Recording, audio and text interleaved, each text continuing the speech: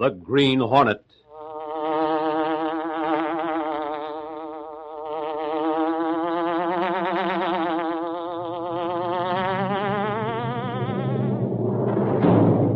He hunts the biggest of all game, public enemies who try to destroy our America.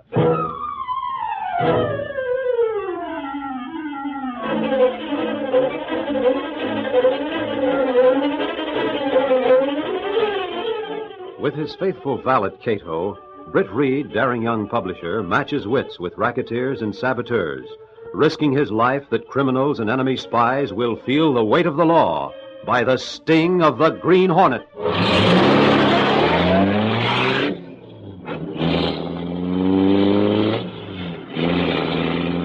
Ride with Britt Reid in the thrilling adventure, Long Distance. The Green Hornet strikes again.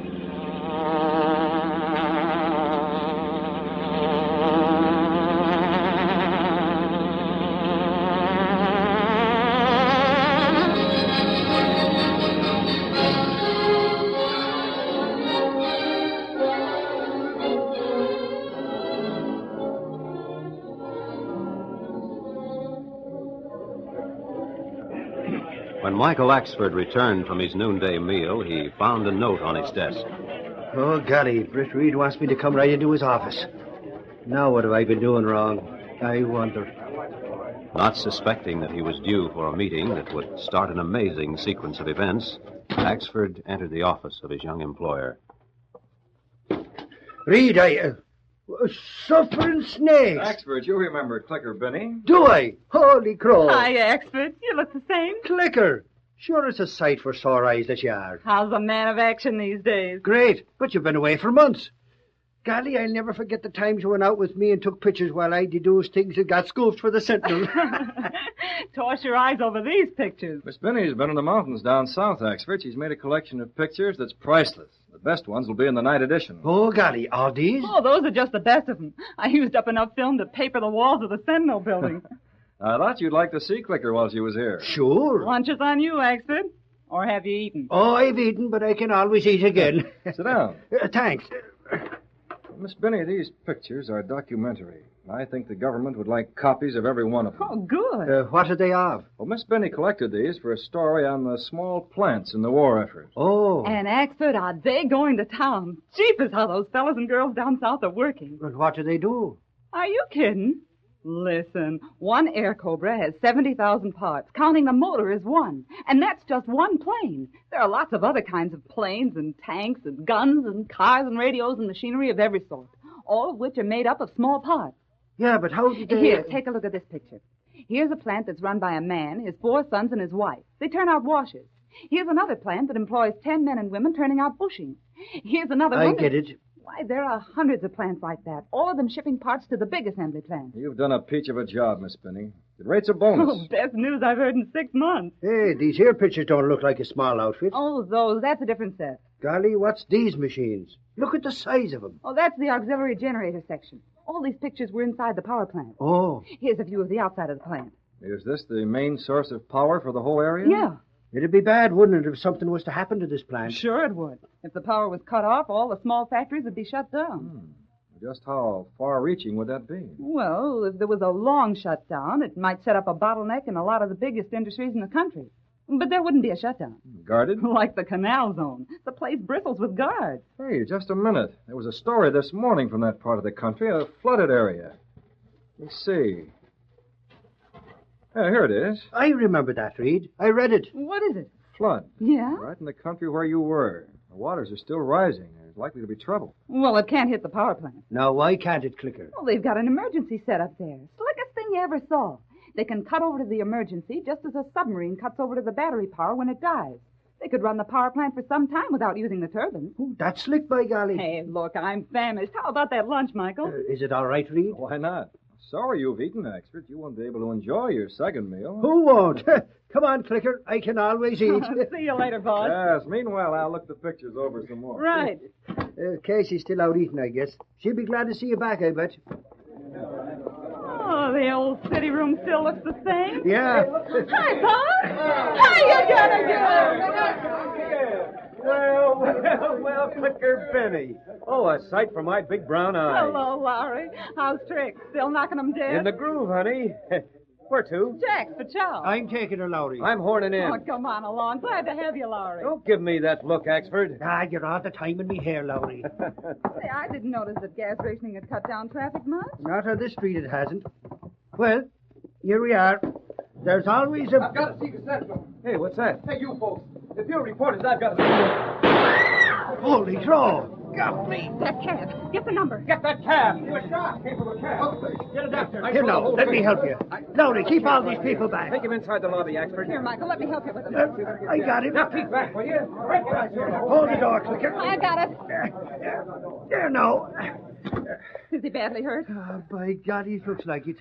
I didn't know what I was doing. I didn't realize. Here, now, laddie, take it easy.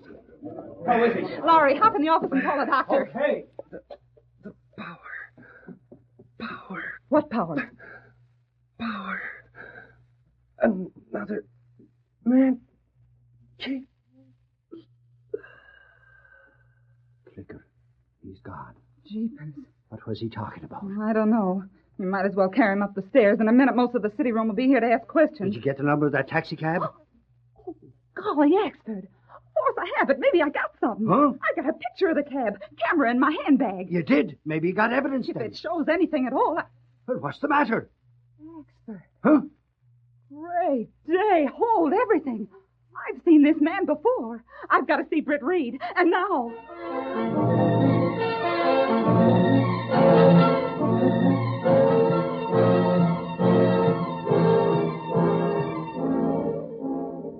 Here he is, Mr. Reid. This man in this picture. Employed in the power plant down south? Yeah. This is the man who was shot in front of the building. Well, how long ago did you make this picture? 10 days ago. Well, we'll check on it, Miss Benny. And here's the film from my camera. I think there's a picture of the murder cab here. Great work. I have the camera fitted in my handbag with the lens pointed through a hole. After the man died, I realized that I'd snapped a picture. Maybe the killer can be identified. We'll see. Want me to take the film to the lab and process it myself? Yes, will you? And if there's anything there, make enlargements. Right. I'll have Lowry on the story and Axford checking back. I'll be back in less than an hour with the prints. And say, come to think of it, What? that guy was trying to say something about power as he died.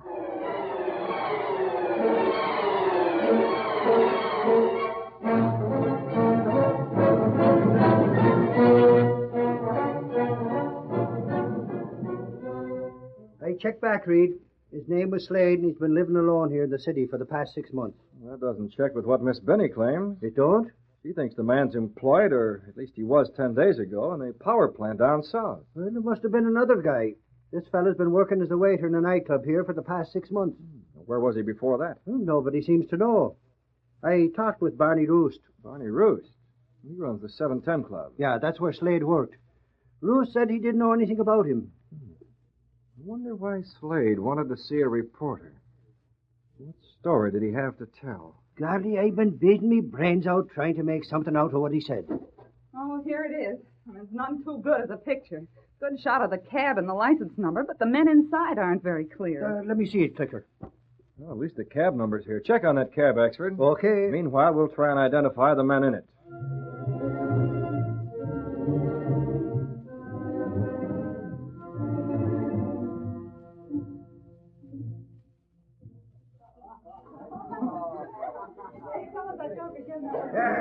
You know, Reed, there's something about your type of guy. Huh?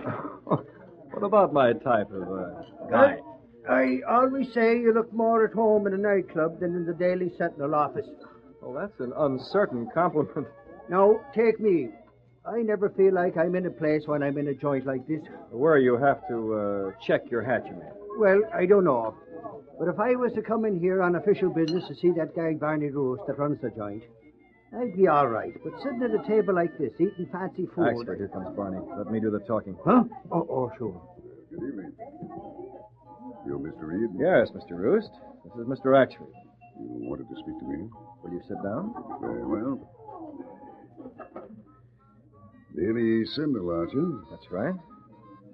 You had a waiter here, a fellow named Slade. I read about him, the poor devil. What was back of the murder? That's what we'd all like to know. I was questioned about him by the police. All I know is that he came here 6 months ago, down and out. I put him to work. He was a good waiter, as waiters go nowadays. Mr. Roos, here's a picture of a man's face. Rather vague. It's enlarged from part of a small picture. That enlargement, or maybe it was blown up too much. Can't hardly make out the features. Yet there's a similarity between this picture and your head waiter. Do you see it? Could be. Could be, yes. Why? Have the police asked about him? Yes, why? Then I suppose you understand. Is this a copy of the picture upon which the police based their suspicions? Yes. Unfortunately for the police, and fortunately for my man Jeffrey, he has an ironclad alibi for the time of the murder. Oh? Jeffrey, is that the guy's name? Yes. What was his alibi? Maybe it could be busted. I am his alibi, Mr. Axford. Oh. Not to be easily busted. You'll excuse me. I must check the cashier. Tell your waiter to bring me the check. I'll send him. Good evening. By golly, Reed, he's the cool one. Yes. Did you hear what he said? He won't charge us for what we eat. Hey, here comes Clicker. Yes, I asked you to report to me. Report on God, what? Mose, I'm glad you're still here, Mr. Reed. There's something I can't understand. What's that? I called long distance and talked to Harry Jackson. He's still on the job. But who's Harry Jackson?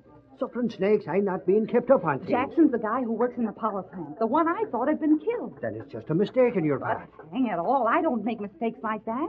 I know faces. Photography has taught me to look for things.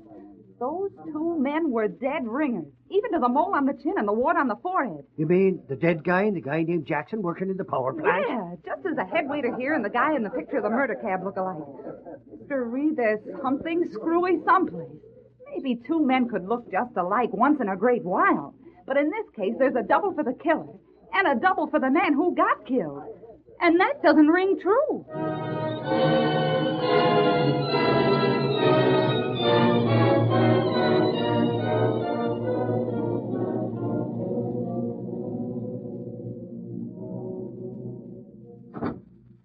You sent for me, Roos? Yes, Jeffrey, sit down. You blundered badly. I don't see how. That photographer on the Daily Sentinel got a picture of you in the cab after you fired at Slade. They can't crack the alibi, though. Besides, I hear that the picture's none too clear. Nevertheless, it brought the investigation closer to us, and I like. The fact Slade worked here was bad enough. But now they've questioned you, Well, simply... what's to be done about it? Slade had to be rubbed out. The rat was going to squeal. What's the latest weather report from the south? The flood's getting worse all the time. The power plant's been in some trouble already. Headquarters has made fair study of the weather situation. The flood will get much worse. I think we've timed things just right. When they cut over to the emergency power, goodbye. I hope so. Barney. You! Stand still. How'd you get here? Green Hornet. Lock on your door is well oiled, Roos. There wasn't a sound when I opened it. Well, now that you're here, Hornet, I'd like to extend my sincere thanks. Getting you is just like getting a neat bundle of cash. I can use that reward. Stand where you are. Gladly. This is where I want to be. Right next to a push button that drops a steel plate over any exit from the office. Now, how are you going to get out?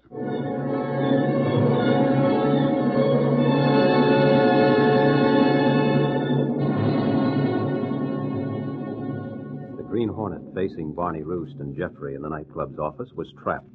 Though he held his gas weapon to cover the two schemers, it was Roost who felt himself in control of the situation. You see, you can't get out of here, Hornet. No window. The only door is sealed with a steel plate. If you use that gas weapon on her, she'll be here until we recover consciousness. You can never find the means of opening the door. Roost, I heard enough to convince me that you two have Jackson at the Southern Power Plant working for you in a scheme to destroy the plant. Indeed. It doesn't take much deduction to realize that Slade permitted Jackson, made up to resemble him, to take his place. And then, realizing that he'd sold out his country, he regretted his choice and had to be killed to silence him. Knowing that, what do you propose to do about it? It's quite simple. I'll do it right on this phone. Barney. Quiet. Let him see how wrong he is. I want to speak to Harry Masters, head of Southern Power.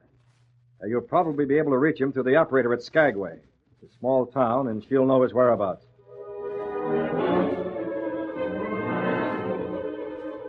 The long-distance call sped south into the flood area, where swirling waters had already made many people homeless and threatened others. Mr. Masters isn't at his home now. He's at his summer place, but he's cut off by the flood. Well, hasn't he a phone there? The lines are down. The men are working on them.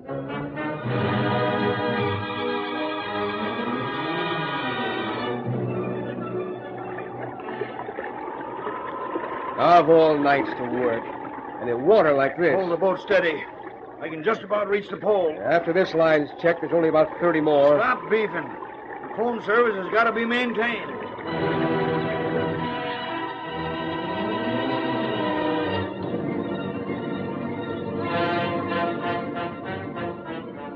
Operator, never mind, Mr. Masters. Give me the local police chief. So you can't reach Masters, huh? And please hurry, operator.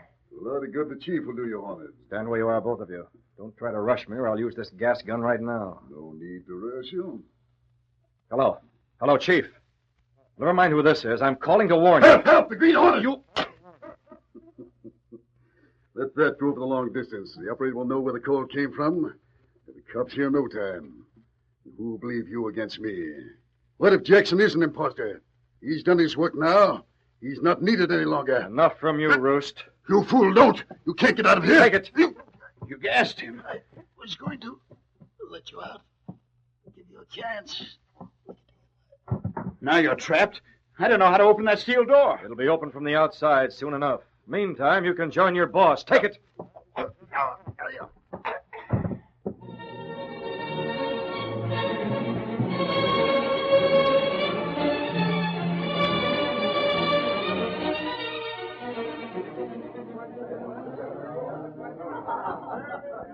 Taking the boss some time to make his phone calls, Axel. I know it, Clicker. I've been watching for him. He's all the time phoning the office from where he is. I'd like to go home. The soup and fish gets me. Hey, those are cops coming in. Holy crow, is it a raid? Come on, we gotta see what's up. Here comes Lowry. He must have been at police headquarters with... Lowry! Hey, Lowry, what's up? Quiet, you're not at a barn dance. Mike, Clicker. Hey, got your camera? Yeah, a small one. What's up? Phone company called headquarters. The Green Hornet's supposed to be here. Suffering snakes, the Hornet. Where? Come on, the cops are going to Barney Root's office. That's the office door. Yeah. Can't someone get these people back? How can I make a picture when they're all crowded around? Holy crow, that door is solid steel. We need a can opener or something. Get these people back. While the police examined the steel plate that covered the entrance to the office, the word spread like wildfire that the Hornet was on the other side.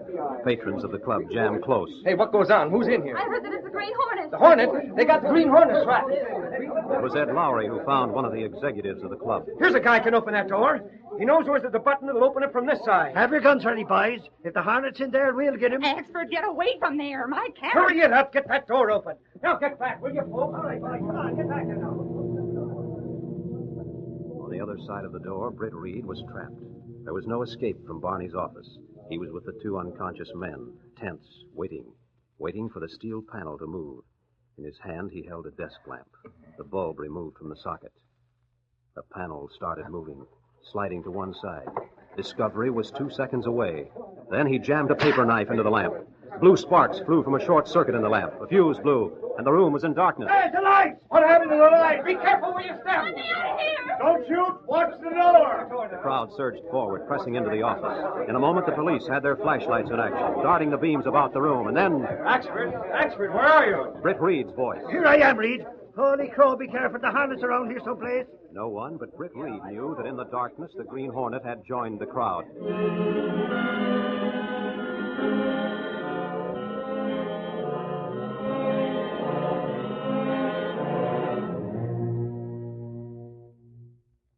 It was half an hour later that Britt Reid talked to Kato, his faithful valet, in the bedroom of his apartment.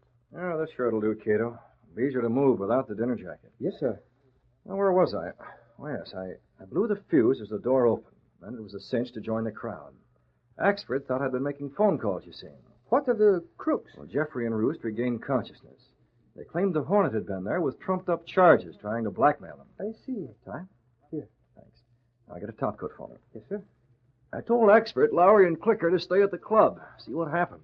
They think I've gone to the Sentinel office. I see. All right, now the top coat, and then we'll get going. I know there's disaster ahead for the Southern Power Plant. But, Kato, I can't pass the word without revealing myself as the Hornet. Any long-distance phone call I made would be traced down fast. What do we do? Come on, I'll show you. You drive the Black Beauty while I write a message.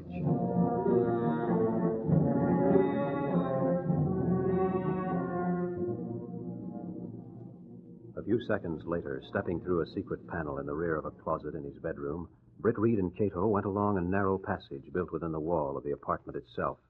This passage led to an adjoining building which fronted on a dark side street. Though supposedly abandoned, this building served as the hiding place for the sleek, superpowered Black Beauty, streamlined car of the Green Hornet. Britt Reid pressed a button. The great car roared into life. A section of the wall in front raised automatically, then closed as the gleaming Black Beauty sped into the night.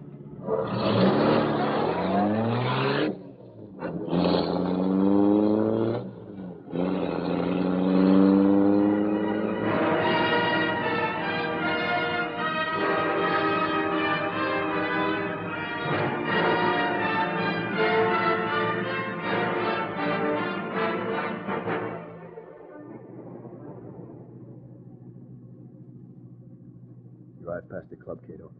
I'll toss out this package with a note for Clicker Benny. And then we'll go to the Sentinel building. Yes, sir. Now I'll get out near the office. You drive to the dark alley back of the building. Meet me at the little private door to my office. Very well. What is note for Miss Binny? I want her to put through a call to the south. She'll read the note and look for me in my office. And when she doesn't find me, she'll make the call. Well, there's the club. Open the horn as you approach. Axford and the others are in front of the club. Fine, all the better. Open her up.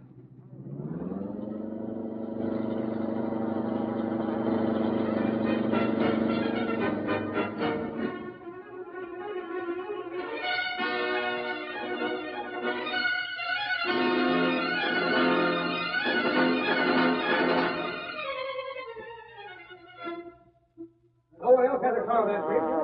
Hey, that was the Hornet's car. He did get away. What did he throw out of the car? Maybe a bomb. Get after him. Come on, boys.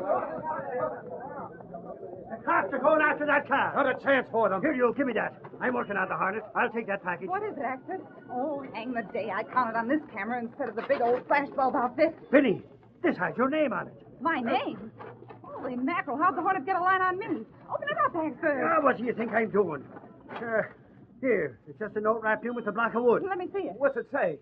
Mine, because of pictures I made on Southern Power. He saw them in the night edition. Jumping jitterbugs. I've got to get to Mr. Reid and fast. Come on, Axford. Take me to the office.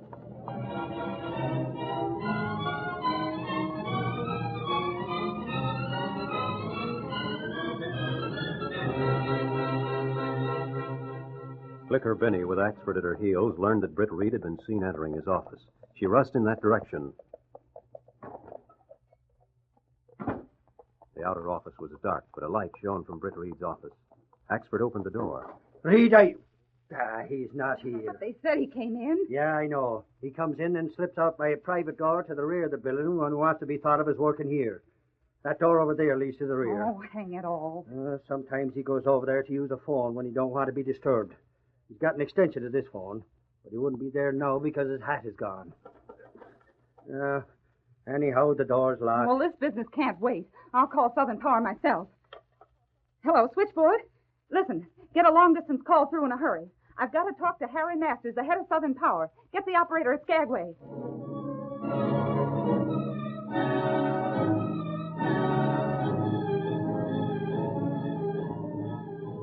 Britt Reid sat at the extension phone in the small inner room with Kato beside him.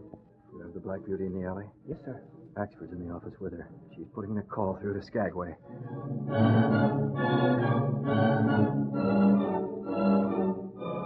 While Clicker Benny tried desperately to reach the head of Southern Power, the lineman fought valiantly against the flood and storm to string lines to the isolated island.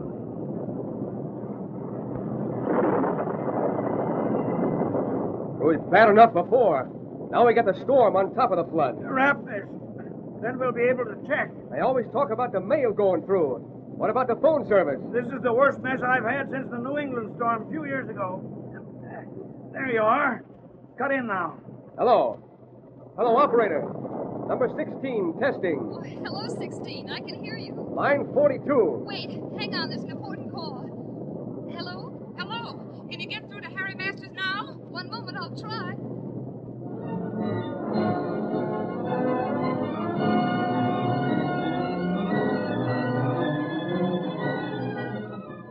Extra, they've repaired the line. They're ringing Harry Masters.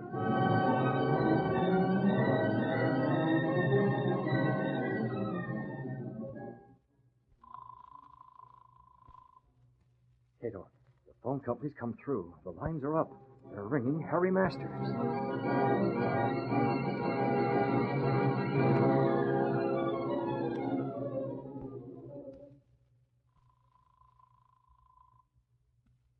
Hello? Is this Harry Masters? Yes? This is long distance. I have a call for you. All right, go ahead. Mr. Masters, this is Clicker Binney of the Daily Sentinel. Oh, hello, Miss Binney. There's lots been happening here. Uncovered a plot to knock out your power company. What? Yeah, as soon as the storm gets bad enough. I have a message from the Green Hornet. I told you about him. He sent me a message. I tried to reach my boss with it, but I couldn't, so I called you. Your man Jackson is a fake. There's some plan to destroy the power plant when the storm reaches a peak. But how can they? How do you think? Who is this? Green Hornet is speaking. What? Axford, the Hornet's on the line. Suffering snakes. Listen to me, Masters. He must be on the extension, maybe over here, the back door. This door is locked on the other side. Masters, when your plant cuts over to emergency power, the whole thing will go sky high. A blast is wired. I'll smash this door down. Axford, the Hornet's told Masters about... He must be in here. I'll get the spalpeen. I'm coming for you, Hornet. Where's that light switch? Hang it all. Reid! Axford, what'd you find? Look at the boss. He's out cold on the floor. And that's the phone. It's still open. Reid always used that phone for private calls. The Hornet must have got him here. What's that? The Hornet! He's gone again, driving away. Reid, laddie, come to. It's me. It's Michael Axford. What? You've been gassed, Reid. The Hornet was here. Yes, the Hornet was here. Actually, We know. He came here by your private entrance and found you. I was just stepping out for a few minutes. So he let you have it. Then grabbed the phone and heard Clicker Binney talking. Mr. Reid, the Green Hornet knew of a plot. He may have saved the Southern Power Plant.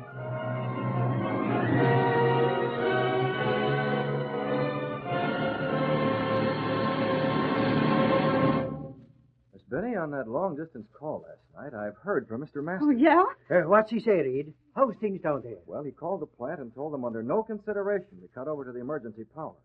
An investigation proved that if they had thrown on the switch for the emergency power, a contact would also set off a healthy charge of TNT. It was wired to the switch. Then the Hornet was right. So it seemed. And you know, the cops have smashed the alibi of the guy that killed Slade. Oh, yes. And that man Jackson down south has confessed and involved Barney Roost and Jeffrey. Jeepers!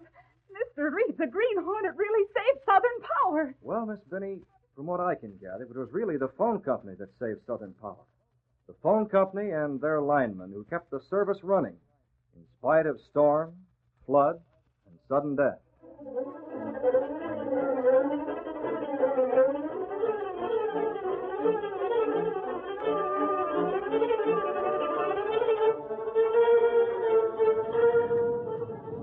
Trendle and Fran Striker, power plant saved by phone call. Read all about it.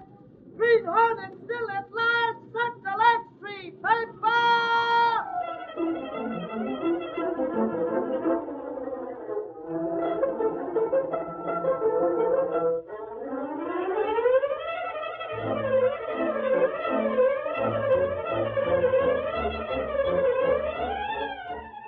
You have just heard the adventure, Long Distance.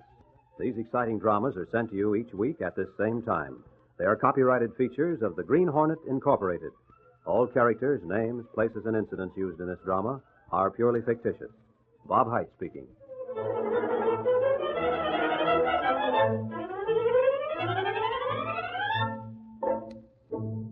This program came to you from WXYZ in Detroit.